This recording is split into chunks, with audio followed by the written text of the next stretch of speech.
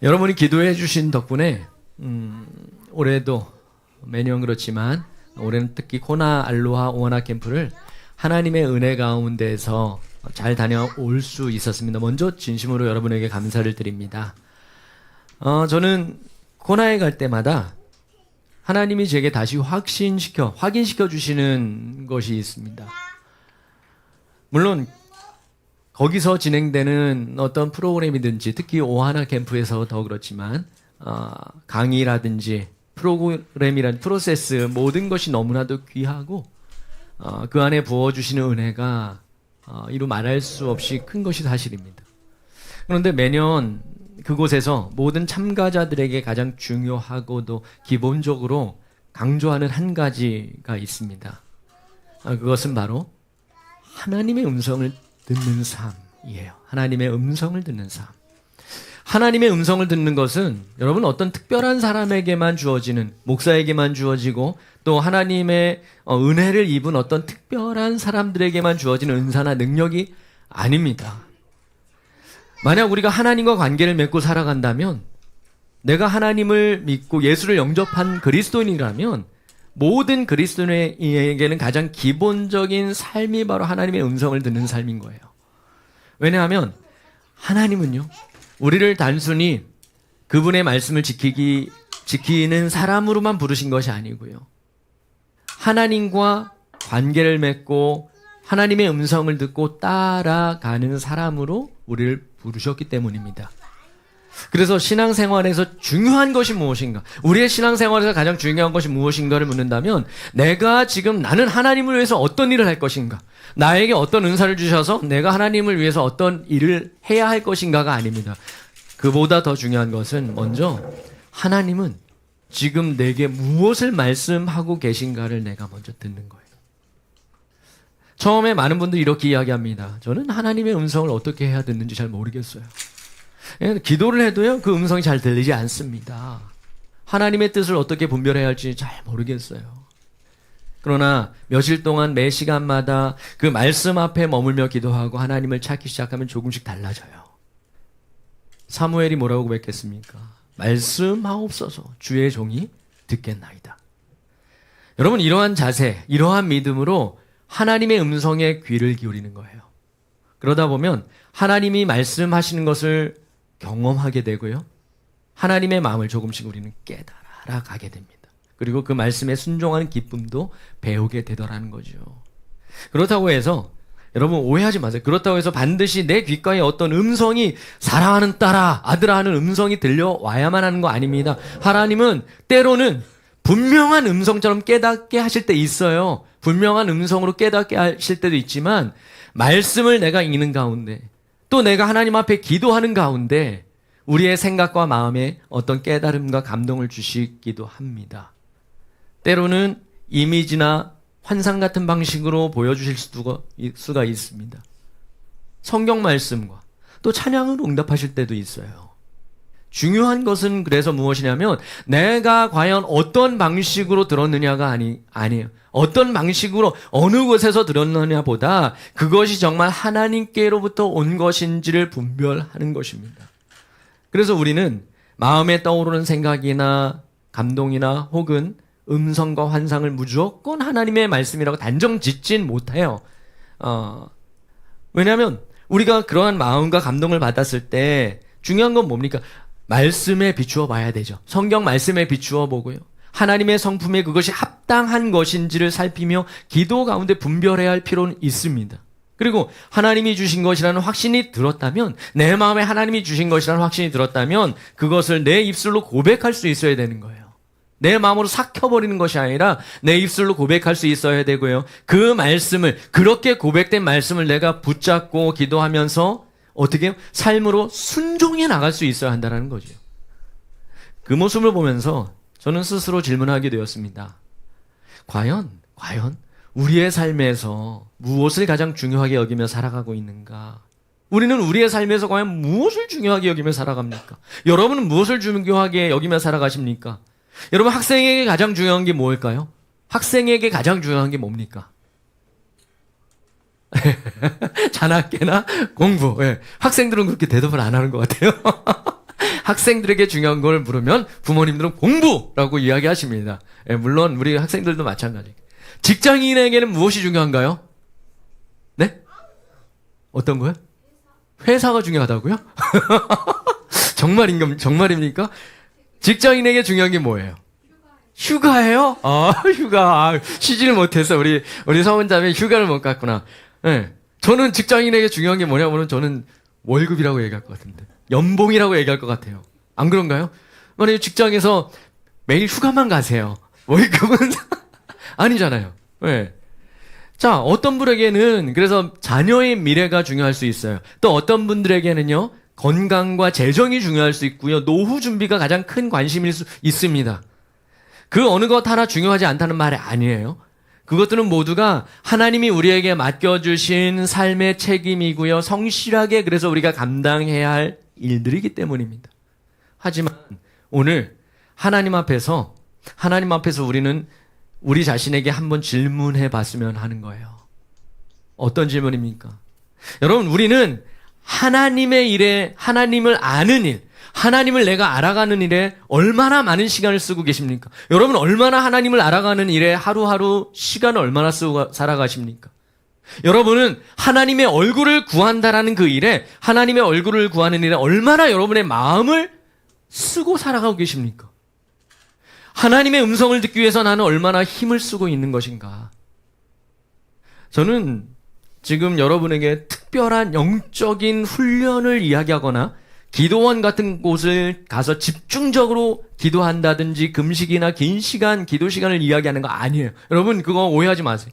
그저 우리의 평범한 일상 속에서, 내가 살아가는 평범한 일상 속에서 오늘 하루를 살아가는 동안 정말 내가 하나님을 찾고 하나님의 뜻을 묻고 그리고 하나님의 음성을 듣고자 하는 마음으로 살아가고 있는가? 여러분, 이거 묻고 있는 겁니다. 예수를 믿는 사람에게 교회에 나와 주일 섬기고 주일을 지키고 교회에 나와 예배드리는 것이 너무나도 중요한 거지요. 그런데 여러분, 생각해 보셨습니까? 그보다 더 중요한 게 있어요. 내가 교회에 나와서 예배드리는 것보다 더 중요한 거 있는데, 그것은 바로 왜 예배하는가 하는 거 아닙니까? 왜 예배하는가? 우리는 단지 예배 시간을 지키기 위해서, 이 시간을 지키기 위해서 예배하는 사람들이 아니지 않습니까? 내가 이 시간을 지켜내야만 하는 것이, 그것이 중요한 것이 아니죠. 우리는 하나님을 만나기 위해서, 하나님의 얼굴을 구하기 위해서, 주님의 음성을 듣고 순종하기 위해서 예배드리는 사람이죠. 시간을 지키고 시간을 채워내기 위해서 예배드리는 사람이 아니라는 거예요. 그래서 성경은 끊임없이 우리를 하나님께로 초대하고 있는 것이 성경의 말씀이에요. 우리 몇 구절만 더 한번 찾아보실까요? 먼저 시편 27편 8절을 보면 우리에게 이렇게 말씀하세요. 시편 27편 8절입니다. 같이 읽어봅시다. 시작.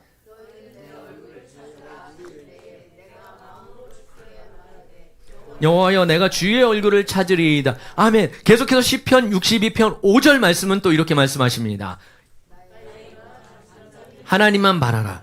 물은 나의 소망이 그로부터 하나 더 찾아봅시다. 요한복음 10장 27절입니다. 내 양은 내 음성을 들으며 나는 그들을 알며 그들은 나를 따르느니라. 아멘. 여러분 보세요. 하나님은 단 한 번도요, 너희가 예배만 드려라, 열심히 교회만 다녀라 라고 말씀하지 않으셨다는. 오히려 언제나 뭐라고 말씀하십니까? 하나님의 얼굴을 찾고 하나님을 바라보며 하나님의 음성을 듣고 그 말씀에 순종하며 살아갈 것을 우리에게 말씀하고 계세요. 그렇게 부르신 거예요. 여러분, 예배의 목적이 뭡니까? 여러분들이 예배를 드리는 목적이 뭐예요? 예배의 목적은 예배를 통해서 내가 과연 오늘 무엇을 얻을 것인가, 오늘 예배를 통해서 어떤 은혜를 받을 수 있을 것인가에 있지 않는 거예요. 그 교회를 가면, 그 예배를 가면 많은 은혜를 받아. 여러분, 이게 목적이 아니라는 거예요. 예배의 온전한 목적은 하나님의 임재하심 속에서 하나님을 만나야 되는 거고요. 하나님의 말씀을 청종하는 데 있는 거예요. 왜냐하면 여러분, 이게 제 이야기가 아니라 그것이 바로 본디 하나님이 사람을 창조하신 본래의 모습이기 때문인 거예요.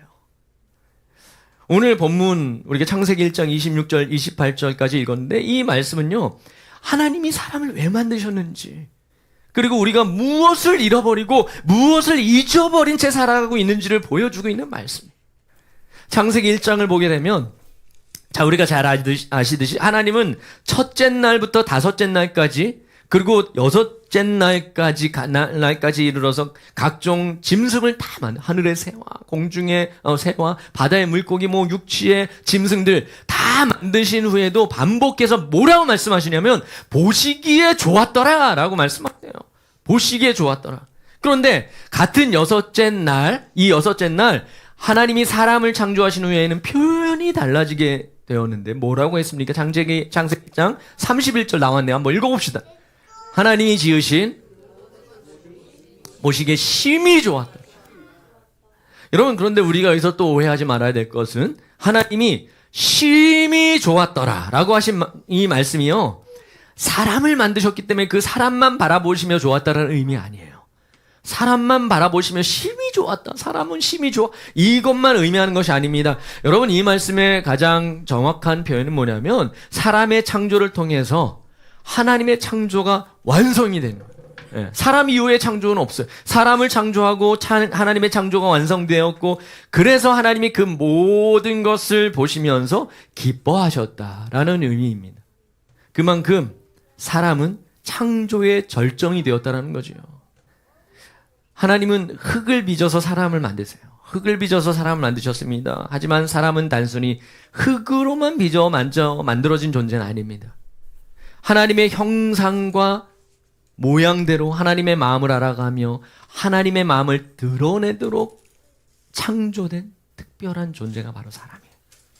또 하나님은 사람을 만드시고 어떻게 하셨습니까? 그 코에 생기를 불어넣으셨죠. 그래서 창세기 2장 7절을 보면 이렇게 기록되어 있어요. 여호와 하나님이 땅에 흙으로 사람을 지으시고 그 생기를 그 코에 불어넣으시니 사람이 생명이 된지라. 흙으로 빚어진 사람에게 하나님이 손수 생기를 불어넣으시자 사람이 생명이 되었다는 겁니다. 그러니까 인간의 사람의 생명은 하나님으로부터 시작이 되었다라고 이야기하는 거예요. 하나님의 형상대로 지음받고 하나님께로부터 생명을 받아 살아가는 존재, 그것이 하나님이 처음 창조하신 사람의 모습이었다는 걸 우리에게 먼저 성경은 가르쳐주고 있습니다. 하나님은 사람을 창조하실 때만 이렇게 말씀하셨어요. 뭐라고 말씀하셨는지 아십니까? 우리의 형상을 따라 우리의 모양대로 우리가 사람을 만들자. 네. 여러분, 그런데 이 말씀을 자세히 읽어보면요, 여기에는 사람을 향한 하나님의 특별한 사랑과 기대가 담겨져 있다는 것을 우리는 알 수 있습니다. 그렇다면 여기서 말하는 형상과 모양이 과연 무엇일까? 형상과 모양. 물론 여러분, 성경이요, 이 형상과 모양을 명확하게 구분해서 설명하고 있는 것은 아닙니다.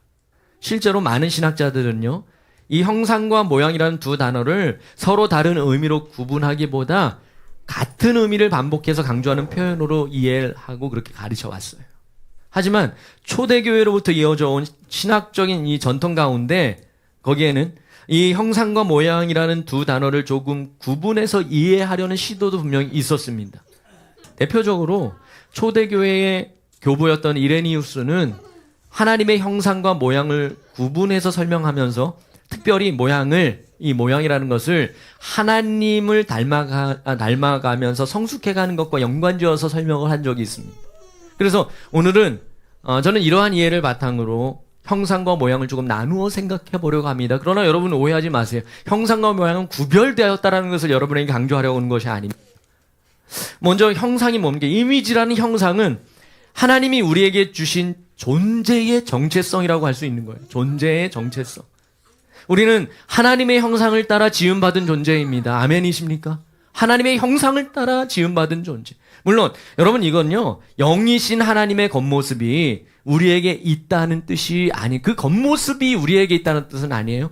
하나님은 사람이 하나님의 성품과 뜻을 이 세상 가운데 드러내고 나타내며 살아가도록 특별한 존재로 창조하셨다는 겁니다.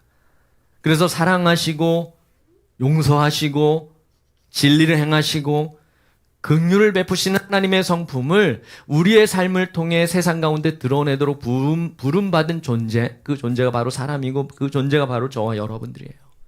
다시 말하자면 하나님이 어떤 분이신지, 하나님은 과연 어떤 분이신지를 이 세상 가운데 드러내는 하나님의 대리자로 부름받은 존재, 그것이 바로 저와 여러분 사람이라는 것입니다. 그렇다면 이에 비추어서 여러분 모양, likeness라는 것은 무엇을 이야기하는가? 모양이라는 건 뭘 이야기하는 것일까? 그것은 우리가 쉽게 말하면 어떤 방향으로 살아가야 하는가? 곧 우리의 삶의 방향을 이야기한다고 할 수 있지 않겠습니까? 하나님의 형상을 따라 지음받은 존재로서 그 정체성을 이제 가지고 있는데 하나님의 자녀라는 신분에 걸맞게 하나님의 마음과 성품을 계속해서 닮아가면서 그것을 우리의 삶을 통해 세상 가운데 드러내는 삶을 이야기하는 거예요. 하나님이 사랑하시기 때문에 우리도 사랑할 수 있는 거예요. 하나님이 용서하셨기 때문에 우리도 용서할 수 있는 것이요. 하나님을 경외하기 때문에 거룩함을 우리는 추구해야 되는 거고요. 날마다 하나님의 뜻을 구하며 그 뜻을 따라 살아가는 것입니다. 다시 말하면 여러분 형상이라는 게 나는 누구인가를 말한다면 모양이라는 건요. 저는 이렇게 이야기하고 싶습니다. 모양이라는 것은 그렇다면 내가 누구인지를 알았다면 그렇다면 나는 어떻게 살아갈 것인가를 보여주는 것이라는 이야기예요. 하나님의 형상을 따라 지음받은 우리가 날마다 하나님의 마음과 성품을 닮아가며 살아가는 것, 그것이 바로 하나님의 모양을 닮아가는 삶입니다. 우리는 이렇듯 하나님의 형상 모양을 따라 지음받은 존재이기 때문에 우리의 삶의 목적과 방향 역시 하나님을 향하도록 창조되어 있습니다. 하나님이 기뻐하시는 것을 기뻐하는 거고요. 하나님이 사랑하는 것을 사랑할 수 있는 거고요.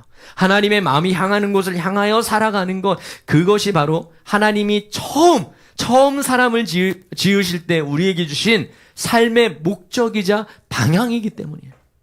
그리고 하나님은 하나님의 형상과 모양대로 지으신 사람에게 하나의 사명을 맡기시지 않습니까? 하나의 사명, 그것이 무엇이었습니까? 바로 다스림이라는 사명, 다스림. 그러나 여러분 여기서 말하는 다스림은요, 내 마음대로 모든 것을 다 지배하고 통치하고 군림하라는 뜻이 아닙니다. 하나님이 창조하신 세상의 주인 되어 살아가라는 말씀이 아니라는 거예요. 다스리는 권세를 주셨어요. 다스리는 권세를 주셨다는 것은 우리에게 맡기셨다라는 의미예요. 맡기셨다. 그리고 맡김을 우리는 받았는데 맡김을 받았다는 것은 우리가 이 세상의 주인이 아니라 청직이라는 뜻입니다. 여러분 이것을 기억해야 돼요. 청직이란 세상의 주인은 오직 하나님이세요. 우리는 하나님이 만드신 세상을 잠시 맡아 살아가는 사람들이에요. 내 인생의 때에 잠시 맡아 살아가는 사람일 뿐이에요. 그러므로 사람에게 주어진 다스림, 이 다스림은 마음대로 사용할 수 있는 권리가 아니라는 사실입니다. 하나님 앞에서 감당해야만 하는 책임이며 사명이 바로 이 다스림이라는 거예요. 하나님이 세상을 사랑하시는 것처럼 사랑하고 하나님이 돌보시는 것처럼 우리가 돌볼 수 있어야 되고 하나님의 뜻이 이 땅 가운데 이루어지도록 맡겨진 것을 잘 관리하는 것이 우리에게 주어진 사명. 그래서 하나님이 사람에게 주신 다스림이란 하나님의 청지기로서 하나님을 대신해서 우리가 사랑과 책임을 가지고 세상을 돌볼 줄 알아야 되고 하나님의 뜻을 이 땅 가운데 드러내는 사명이다라고 이야기를 할 수 있는 겁니다. 이처럼 하나님은 사람에게 형상이란 존재를 입히셨습니다. 그리고 모양이라는 삶을 주셨습니다. 그리고 다스림이라는 사명을 우리에게 주셨어요. 그러므로 사람의 가장 큰 기쁨은 이제 이야기할 수 있지만 세상의 성공이나 소유에 있는 것이 아니에요. 하나님과 교제하고 하나님의 얼굴을 구하고 하나님의 음성을 들으면서 그 뜻에 순종하는 삶에 있을 수밖에 없다는 사실을 우리는 깨달아야 돼요. 그것이 바로 하나님이 처음 사람을 창조하실 때부터 우리를 향해 품으셨던 본래의 모습이었기 때문입니다. 그러나 안타깝게도 그 아름다운 모습을 오래가지 못했습니다. 오래가지 못했어요. 왜요? 왜 오래가지 못했을까요? 무엇 때문에요? 바로 죄 때문 아닙니까? 죄가 세상에 들어오면서 하나님과 사람의 관계는 깨어져 버려요. 자, 아담과 하와는 선악과를 먹은 후에 가장 먼저 자신들의 벗은 몸을 부끄러워하면서 무화과 나무 잎으로 치마를 만들어 몸을 가렸어. 그리고 하나님의 음성이 들리자 그들이 어떻게 합니까? 하나님 앞에 나가지 않아요. 하나님 앞에 나가지 않고 오히려 하나님의 낯을 피해서 동산나무 아래 사이에 숨어버리는 거예요. 이처럼 여러분 죄는요, 언제나 사람을 하나님께 가까이 가까이 하나님 앞에 가까이 나가게 하는 것이 아니라 하나님으로부터 한 걸음 한 걸음 멀어지게 만들어 그리고 숨어버리게 만드는 것이 죄입니다. 여러분, 우리가 하나님의 음성에 민감하고 그 음성을 듣기 위해 힘써야 하는 이유가 바로 여기에 있는 거예요. 그런데 죄의 더 교묘한 모습이 무엇인지 아십니까? 죄의 더 교묘한 모습이 있어요. 때로는 우리가 예배하고 그리고 우리가 기도하고 우리가 찬양하는 것을 죄는 막지 않아요. 예배 드리지 말라고 얘기하지 않아요. 기도하지 말라고 얘기하지 않아요. 찬양하는 거 하라고 놔둬요. 찬양해요. 기도하고 예배 드려요. 오히려 주어지는 열심히 하라고 얘기해요. 우리를 부추깁니다. 더 열심히 해. 더 열심히 해. 부추깁니다. 그런데 다만 이렇게 우리에게 속삭여요. 해야 할 일을 너가 정말 열정적으로 열심히 하면 되지 굳이 너가 하나님의 음성까지 들으려고 할 필요가 있을까? 너의 맡겨진 사명만 다 하면 되지 너에게 주어진 일을 다 하면 되지 하나님의 음성 들으려고 애를 쓸 필요가 있는 거야? 그래서 기도하는 것은 익숙합니다. 우리가 기도하는 것은 익숙하지만 하나님 앞에 머물려 귀 기울여 듣는 일에는 미숙하게 만들어버립니다. 예배도 빠지지 않고 예배를 드리고 열정적으로 찬양도 부르지만 정작 하나님이 무엇을 말씀하시고 계시는지 듣고 청중하는 것은 부담스럽게 여겨지도록 만들어버린다는 거예요. 그러다 보면 어느 순간 하나님의 음성을 듣지 않아도 내가 신앙생활을 하는 데는 아무런 문제가 없다고 생각을 하게 돼요. 평생을 하나님의 음성 듣지 못하는데 내가 신앙인이라고 생각하고 살아가는 거예요. 예배 드리고 있으니까 괜찮아. 기도하고 있으니까 괜찮아. 맡겨진 일도 열심히 하고 있고 내가 신앙생활 열심히 하니까 모두 다 괜찮아. I'm okay! 라고 이야기하고 살아가게 하는 거예요. 그러나 여러분 바로 여기에 우리가 조심해야 할 것이 있는 거예요. 하나님을 위해서 많은 일을 하면서도 정작 하나님을 위해 많은 일을 하면서도 정작 하나님과의 친밀함은 잃어버릴 수 있기 때문이라는 겁니다. 그러나 죄로 인해서 하나님의 형상이 사라진 것은 아닙니다. 죄는 우리에게 있는 하나님의 형상을 없애버릴 능력이 없어요. 죄는 그럴 능력이 없습니다. 하지만 죄로 인해서 그 형상은 심하게 훼손되고 희미해졌습니다. 그것은 사실이에요. 하나님의 사랑보다 그래서 자기 자신을 더 사랑하게 되었죠. 하나님의 뜻보다 내 뜻을 더 앞세우게 되었지요. 하나님의 음성보다 세상의 소리에 더 귀를 기울이게 되었습니다. 결국 사람은 죄로 인해 하나님을 잃어버린 것이 아니라 하나님과 함께 누리던 친밀한 관계를 잃어버렸고요. 하나님의 얼굴을 구하며 그분의 음성을 듣던 삶을 다 잊어버리게 됐다라는 거예요. 아담의 모습이 바로 그랬습니다. 아담은 죄로 인해 에덴 동산에서 쫓겨났어요. 그러나 동산에서 쫓겨났다는 것은 하나님께서 더 이상 아담을 만나지 않으셨다는 게 아니에요. 달라진 건 누굽니까? 아담이에요. 달라진. 이전에는 하나님과 함께하는 것이 자연스러웠습니다. 하나님의 임재 가운데 그분을 만나고 그분의 음성을 듣고 하나님과 교제하는 것이 인간에게 가장 자연스러운 삶이었어요. 그런데 죄를 범한 후에 아담이 어떻게 합니까? 하나님의 음성을 듣고도 기뻐하며 달려나갈 수가 없는 거예요. 오히려 하나님의 낯을 피해 나무 사이에 숨어버리는 거고요. 하나님을 가까이 하는 것이 자연스러웠던 그 사람이 이제 하나님을 피하는 사람이 되어버렸다는 거예요. 그러나 하나님은 그런 사람을 포기하지 않으세요. 우리를 포기하지 않으셨습니다. 오히려 하나님이 먼저 사람을 찾아오셨잖아요. 아담을 찾아오셨잖아요. 내가 어디 있느냐.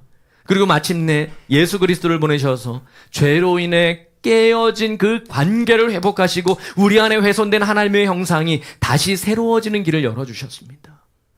우리가 스스로 하나님께 돌아갈 길을 만들어낸 게 아니에요. 하나님이 먼저 우리를 찾아오셨고 하나님이 회복의 길을 열어주셨다니까. 이것이 여러분 복음이에요. 이것이 복음이고요. 우리를 향한 하나님의 한없는 사랑과 은혜가 아닙니까? 여러분 이 모습이요. 이 모습이 바로 누가복음 15장에 나온 탕자의 비유에서도 분명히 나타나고 있어요. 얼마 전에 우리 김성년 목사님께서 이 본문 말씀을 여러분에게 전하셨잖아요. 저도 같이 예배 드렸어요. 그리고 여러분 모두 많은 은혜를 받으셨을 거예요. 그래서 오늘 이 누가복음 15장의 본문의 자세한 이야기는 생략하고 제가 나누고자 하는 말씀에 집중하려고 합니다.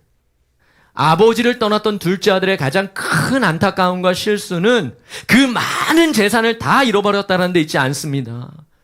그 많은 거 다 갖고 나와서 뭐 했어? 여기에 있는 것이 아니라 그가 정말 잃어버린 것은 따로 있었어요. 그는 아버지의 집을 떠나면서 아버지와 함께하는 삶을 잃어버렸어요. 아버지를 닮아가는 삶을 잃어버린 거예요. 아버지 곁에 있었다면 누릴 수 있었던 그 사랑과 관계를 잃어버렸습니다. 아버지와 함께 살아가면서 자연스럽게 배우고 닮아갈 수 있었던 그 모든 삶을 다 잃어버렸던 거예요. 결국 둘째 아들이 잃어버린 것은 재산이 아니라 아버지와의 관계였고요. 아버지의 형상을 닮아가는 삶을 그거 다 잃어버렸습니다. 아버지 집을 떠난 순간부터 그의 삶은 점점 무너져 가기 시작했어요. 여러분, 죄도 마찬가지입니다. 죄는 결코 우리의 신분을 바꾸지 못합니다. 죄로 인해서 우리의 신분이 달라지지 않아요. 그러나 우리의 삶을 무너뜨립니다. 하나님을 떠날수록 우리의 형상은 점점 희미해집니다. 사랑보다 미움이, 용서보다 분노가, 감사보다 원망이, 하나님의 뜻보다 내 욕심과 자아가 우리 마음을 차지하기 시작합니다. 그러나 모든 것을 다 잃고 가장 낮은 자리로 추락한 둘째 아들이 뭐라고 하십니까? 스스로 돌이켜 아버지의 집을 기억하고 돌아왔을 때 아버지가 어떻게 하십니까? 그를 날려나가 그를 책망하기보다 먼저 달려 안아주셨다는 거예요. 그리고 가장 좋은 옷을 입히시고요. 손에 가락지를 끼워주시며 실을 신겨주십니다. 아버지는 이때 뭐 하신 거예요? 그를 다시 아들의 자리로 회복시켜주신 거잖아요. 여러분, 이것이 바로 하나님의 마음이자 하나님의 행하심이라는 것. 예수 그리스도를 통한 구원도 단지 우리가 죽어서 천국에 가는 것으로 끝나는 것이 아니에요. 물론 예수님을 믿고 구원받는 것 무엇보다 중요하죠. 이것이 가장 큰 중요한 의미예요. 그러나 구원받았으니까, 내가 이제 예수 믿고 구원받았으니까 이제 모든 것이 끝났고 내 삶에는 더 이상 변화도 성장도 필요하지 않다라고 그렇게 살아갈 수는 없습니다. 왜 그래? 왜 그렇습니까? 나 예수 믿었는데 더 이상 뭐가 필요해? 라고 이야기할 수 없는 이유가 뭡니까? 예수님을 믿고 구원받았는데도 우리는 여전히 넘어질 수밖에 없는 존재 아닙니까? 예수 믿고 구원받았지만 때로는 하나님의 뜻보다 내 뜻을 앞세우며 살아가고 있는 존재 아닙니까? 그렇다면 한번 생각해 보세요. 예수님을 믿고 구원받는 순간 우리의 삶까지 완전해지는 것이라면, 그것이 우리의 삶의 이 세상에서의 모든 최종 목적이라면 우리는 그때부터 세상 누구보다 의롭고 신실하게 살아가야 하지 않겠습니까? 우리를 바라본 사람들이 예수 믿은 우리의 모습을 통해서 감동을 받아야 되는 거고요. 하나님께로 돌아와야 되는 거고요. 예수 믿고 구원받았기 때문에 우리의 모습을 보면서 자연스럽게 내 삶을 통해서 복음이 전해져야 되는 것 아니겠습니까? 그런데 여러분, 실제로 우리의 모습은 어때요? 예수 믿고 구원받은 내 모습인데 때로는 믿지 않는 사람보다 더 못하다는 말을 들을 때도 있습니까? 없습니까? 저는 그럴 때가 있어요. 예수님을 믿는데도 여전히 미워하잖아요. 미움이 있잖아요. 예수님을 믿고 구원받았는데 용서하지 못하잖아요. 예수 믿고 구원받았는데 욕심을 앞세우잖아요. 하나님의 뜻보다 내 생각을 고집하고 살아가잖아요. 왜 그렇습니까? 구원은 완전해요. 구원은 완전합니다. 맞습니다. 구원은 완전합니다. 하지만 구원받은 우리의 삶은 여전히 하나님의 형상을 닮아가며 계속해서 새로워져야 하기 때문이에요. 예수님은 우리를 단지 천국에 데려가기 위해 구원하신 게 아니에요. 죄로 인해 깨어진 하나님과의 관계를 회복시키시기 위해서 우리 안에 훼손되고 희미해진 하나님의 형상을 날마다 새롭게 하셔서 다시 하나님을 닮은 사람으로, 하나님을 닮고 닮은 사람으로 살아가게 하시기 위해서 우리를 구원하신 것입니다.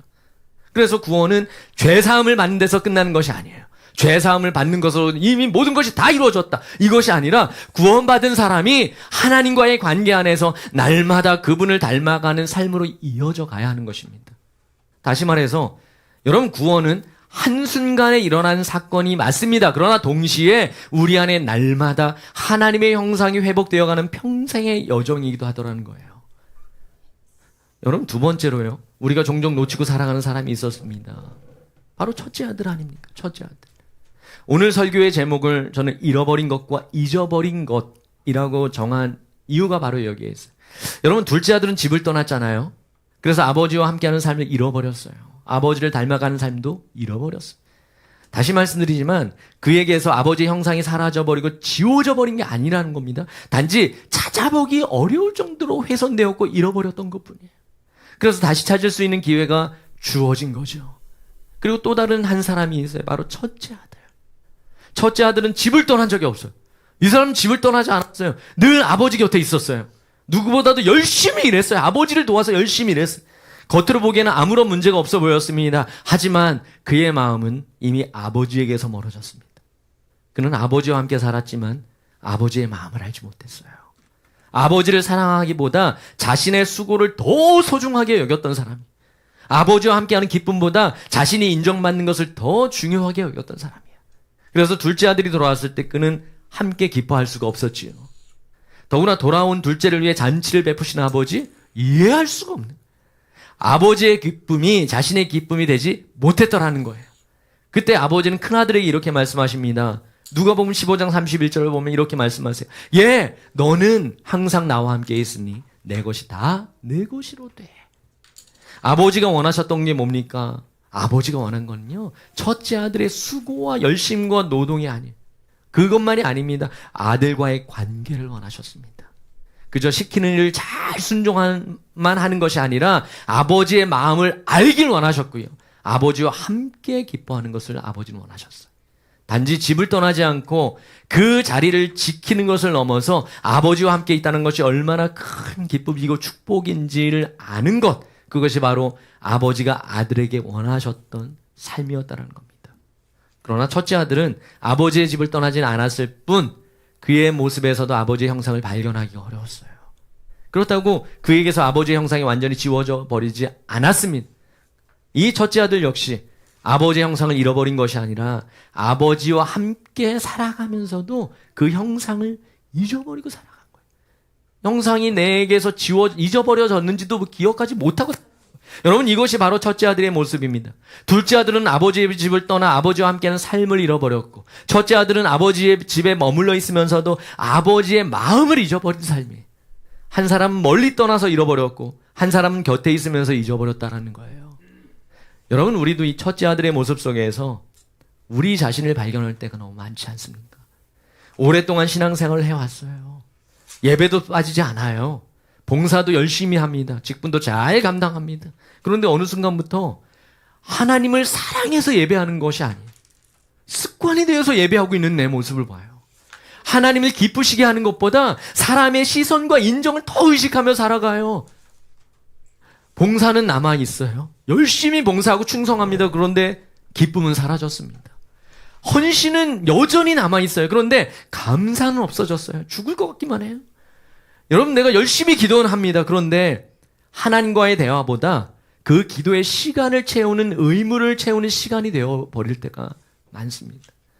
교회는 다니고 있습니다. 하지만 하나님의 마음은 잊어버린 채 살아갈 수도 있다는 거예요. 사랑하는 예배자 여러분, 오늘 하나님의 말씀은 우리 모두에게 한 가지 질문을 던지고 계세요. 너는 지금 누구의 형상을 드러내며 살아가고 있니?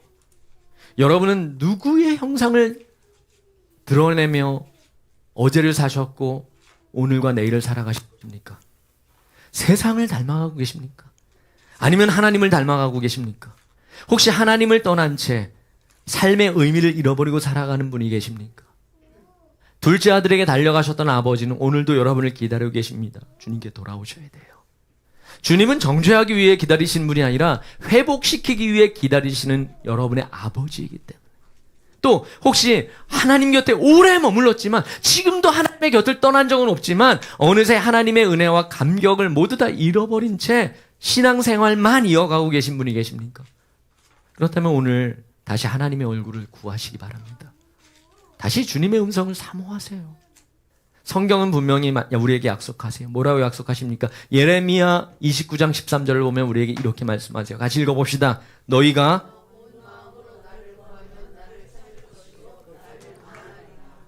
하나님은 사람을 하나님의 형상과 모양대로 창조하셨습니다. 죄는 그 형상을 훼손했고 사람은 하나님과의 관계를 잃어버렸습니다. 그러나 예수 그리스도는 십자가를 통해서 우리를 다시 하나님의 자녀로 회복시키셨고 성령께서는 오늘도 우리 안에 하나님의 형상을 새롭게 빚어가고 계시는 중입니다. 이제 중요한 것은 우리의 선택이에요. 여러분, 우리는 둘째 아들처럼 하나님을 떠난 삶을 끝내야 합니다. 그리고 첫째 아들처럼 하나님의 곁에 있으면서도 하나님의 마음을 잊어버린 신앙도 내려놓아야 합니다. 하나님이 우리를 부르시는 곳은 단순히 교회 안이 아니에요. 하나님의 마음 안이에요. 단순히 예배 자리가 아니에요. 하나님의 얼굴입니다. 단순히 종교 생활이 아니에요. 하나님과 동행하는 삶입니다. 오늘도 하나님은 우리를 부르고 계십니다. 뭐라고 부르십니까?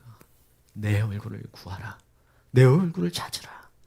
여러분, 이 부르심 앞에 다시 응답하는 저와 여러분이 되시길 바랍니다. 잃어버렸다면 돌아오십시오. 잊어버렸다면 다시 기억하십시오. 그리고 하나님의 형상을 회복하고 하나님의 모양을 닮아가며 날마다 하나님의 얼굴을 구하는 참된 예배자로 살아가는 우리 모두가 되기를 우리 주 예수 그리스도의 이름으로 축원합니다. 기도하겠습니다. 여러분, 우리 함께 오늘 주신 말씀을 기억하며 기도합시다. 우리가 때로는 둘째 아들처럼 하나님 앞에 돌아와야 될 경우도 있을 수 있습니다. 그런데 여러분, 걱정하지 않아도 될 것은 우리가 하나님의 형상을 다 잃어버린 것이 아니기 때문이에요. 우리에겐 그 형상이 있고 항상 그 형상은 어떤 죄악도 우리에게는 그 형상을 지워버릴 수 없어요. 그런데 그 형상을 우리 스스로 회복할 수가 없습니다. 우리가 멀리 있으면서 내가 이 형상을 다 회복하고 하나님께로 돌아가겠습니다. 천만의 말씀이요. 죄의 속삭임에 계속 빠져들어가는 거예요. 그 형상을 다시 회복하기 위해서는 돌아와야 됩니다. 돌아오시기 바랍니다. 첫째 아들과 같은 우리의 모습입니까? 우리가 한 번도 하나님의 곁을 떠나지 않았는데 왜 나에게는 예배의 감격이 없을까? 왜 나에게는 하나님을 향한 찬양의 기쁨도 없을까? 하나님의 긍휼한 마음도 왜 나에게는 남아있지 않을까? 여러분, 잊어버렸던 하나님의 형상을 다시 회복해야 합니다. 그건 역시 다시금 하나님의 얼굴을 구하고 주님의 마음을 구하는 것부터 시작해야 합니다. 오늘 우리에게 주신 하나님의 말씀이 무엇이든지 간에 여러분 그 말씀을 붙잡고 기도하길 원하는데요. 이 시간에 기도할 때는요, 우리의 바램과 우리의 요구사항을 하나님 앞에 드리는 것을 넘어서 그보다는 온전히 하나님의 얼굴을 구하는 여러분들 되셨으면 좋겠어요. 하나님의 음성을 들려 주시옵소서. 그 음성 듣고 살아가기 원합니다. 주님의 마음을 알기 원합니다. 우리 이 시간 이 기도 제목을 하나님 앞에 나갑시다. 같이 기도하겠습니다.